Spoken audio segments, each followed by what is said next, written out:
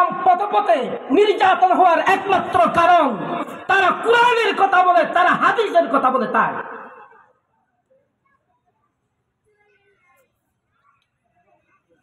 নবী করিম সাল্লাল্লাহু আলাইহি ওয়াসাল্লাম আরো বলেন,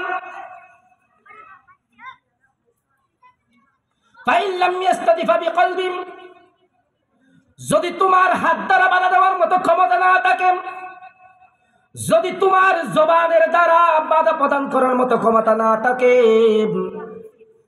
তাহলে আমার উম্মতের মধ্যে যারা কলবে কলবের মধ্যে ঘৃণা প্রদান করবে তারা হচ্ছে নিম্ন শ্রেণীর ঈমানদার। এই দিলের মধ্যে কলবের মধ্যে ঘৃণা প্রদান করাটার নামই হচ্ছে সাধারণ জনগণের। কারণ সাধারণ জনগণ কোনোদিন তারা হাত দ্বারা বাধা প্রদান করতে পারবে না। সাধারণ মানুষ কোনোদিন তাদের জবানের দ্বারা বাধা প্রদান করতে পারবে না। এই জন্য বলছে নবী করিম সাল্লাল্লাহু আলাইহি ওয়াসাল্লাম, আমার উম্মতের মধ্যে যারা সাধারণ পাবলিক থাকবে, সাধারণ ঈমানদার থাকবে, তাদের কাজ হচ্ছে কলবের দ্বারা ঘৃণা করা। হাতের দ্বারা বাধা প্রদান করবে না। কেন? ক্ষমতা থাকার পরেও বাধা প্রদান করবে না, শক্তি থাকার পরেও বাধা প্রদান করবে না। এরকম তাদের থেকে সবকিছু মজুদ থাকার পরেও বাধা প্রদান করবে না। কারণ কি জন্য? নবী করিম সাল্লাল্লাহু আলাইহি ওয়াসাল্লাম এই কত হাদিসের মধ্যে বলে দিয়েছেন, আন আবি হুরায়রা রাদিয়াল্লাহু তাআলা আনহু قال قال رسول الله صلى الله عليه وسلم إذا عزمت أمتي الدنيا نزيت منها هيبة الإسلام وإذا تركت الأمر بالمعروف والنهي عن المنكر حرمت بركة الوحيم وإذا تسبت أمتي سقطت من عين الله أو كما قال عليه الصلاة والسلام।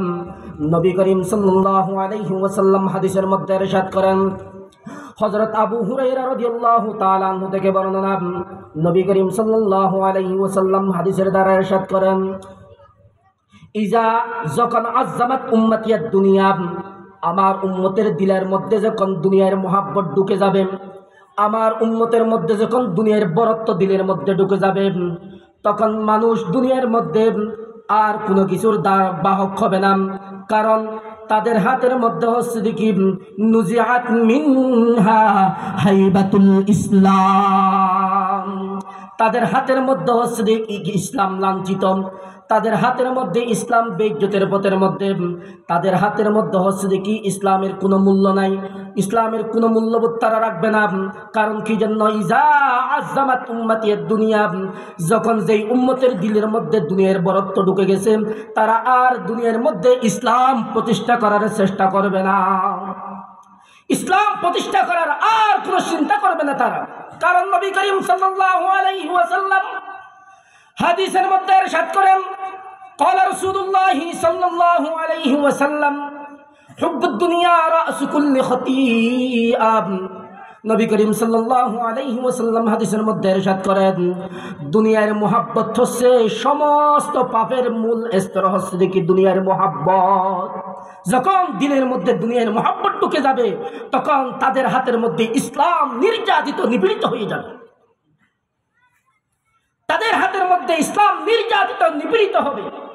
কিন্তু ওই ইসলামের তারা দ্বারক বাহক হবে না, দিন দিন চেষ্টা করবে এই ইসলামকে কিভাবে দেশ থেকে মুছে দেওয়া যায়, চেষ্টা করবে ইতিহাসের পাতা থেকে কিভাবে ইসলামকে ধ্বংস করা যায়, এই পায়ে তাদের মধ্যে তারাই থাকবে। কিন্তু এটাই চিন্তা করবে না যে ইসলাম নবী করিম সাল্লাল্লাহু আলাইহি ওয়াসাল্লাম নিজের জীবনকে বিসর্জন দিয়ে সাহাবায়ে কেরাম রাদিয়াল্লাহু তাআলা আনহু আজমাইনের তাজা রক্ত তারা মাটির মধ্যে ঢেলে দিয়ে যে ইসলামের পতাকাকে উড্ডীয়ন করেছে, সেই ইসলামের পতাকাকে নুয়ে দিবে, ধ্বংস করে দিবে কারা? ইজা আযযামাত উম্মতিয়াদ দুনিয়া, যে উম্মতের দিলের মধ্যে দুনিয়ার মহব্বত ঢুকে গেছে। সম্মানিত হাজিরিন মজলিস, বুঝে থাকলে বলুন, আজ এত বড় একটা ইসলামী মহাসম্মেলন, কতদিন আগে থেকে এখানে মাইকিং হচ্ছে, পোস্টারিং করা হয়েছে, সকাল থেকে মাইকের মধ্যে একের পর এক আওয়াজ তোলা হয়েছে, এখানে ইসলামী মহাসম্মেলন। কিন্তু আজকে যদি আমাদের দিলের মধ্যে ইসলামের মায়া থাকতো, ইসলামের দরদ থাকতো, ইসলামের ভালোবাসা যদি আজকে আমাদের দিলের মধ্যে থাকতো, তাহলে আজকে আদিস পাড়ার একটা লোকও দোকানের মধ্যে